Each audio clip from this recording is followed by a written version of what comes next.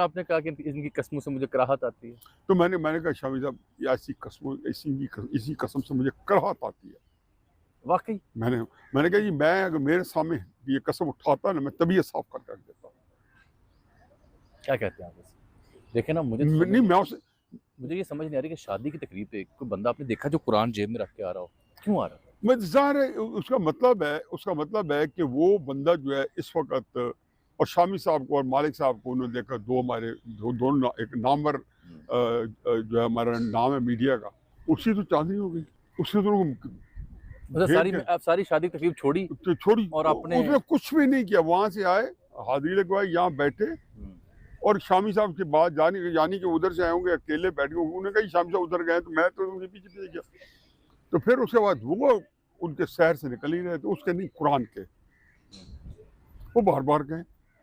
शामी साहब मैं क्या कह सकता हूँ? ऐसा भी बताइए ये लोग ऐसा काम करते क्यों बाद में कुरान पे कस्में उठानी पड़ती हैं इन्हें? नहीं काम तो देखो जराइम पेशा बंदे के बारे में हमें आप उन्हें बार-बार जराइम पेशा क्या है? मुझे वो मुझे तो आर्मी चीफ थे पाकिस्तान के 2 दफ़ा एक्सटेंशन ले चुके। क्या मैं तो कहता जुर्म? जुर्म 3 गिनवा मैं कहता क्या हूँ जुर्म कि है जिसकी वजह से पाकिस्तान के जितने फौजी जर्नैल रहे हैं ना, उन्होंने पाकिस्तान के साथ अच्छा सलूक नहीं किया, लेकिन किसी को मैं प्लांटेड नहीं समझता हूँ।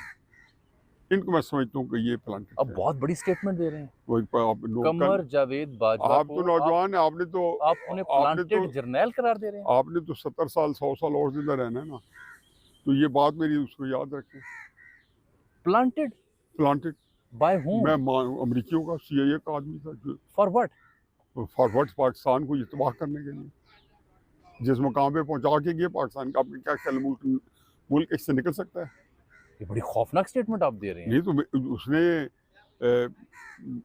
बहुत ऑर्गेनाइज क्राइम किए हुए हैं पाकिस्तान के खिलाफ।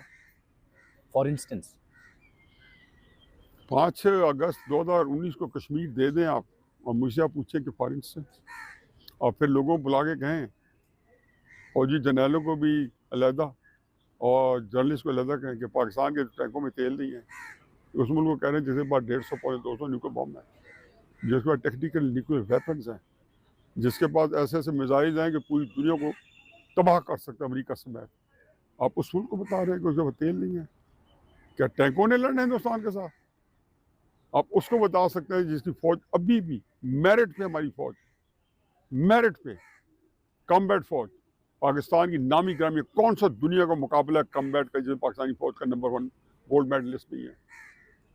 जाते it might be his own incompetence incompetence के अलावा आप उसकी मोरालिटी को तो खराब दे रहे हैं, खराब कर रहे हैं। तो ये लंबी कहानी। मैं कहता हूँ ये आप कभी मेरे से किस्तों में बैठे ताकि मैं भी मेरी भी आप एक बन जाए सारी।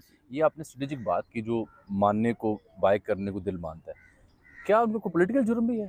देखिए ये आप कहते हैं कि उससे कोई पॉलिटिकल देखिए क्राइसिस ये होता है कि ये सारी चीज़ें जो होती हैं ये एक बहुत बड़ा पॉलिटिकल टर्माइल जो है इसकी कोख से जन्म लेता है, या बाकी चीज़ें इस पॉलिटिकल टर्माइल की कोख से जन्म लेती है। बस उन्होंने 3 चीज़ों को सिखाई ना, एक ये कि जी मेरा नवाज शरीफ साहब को लंदन भिजवाने में कोई किरदार नहीं।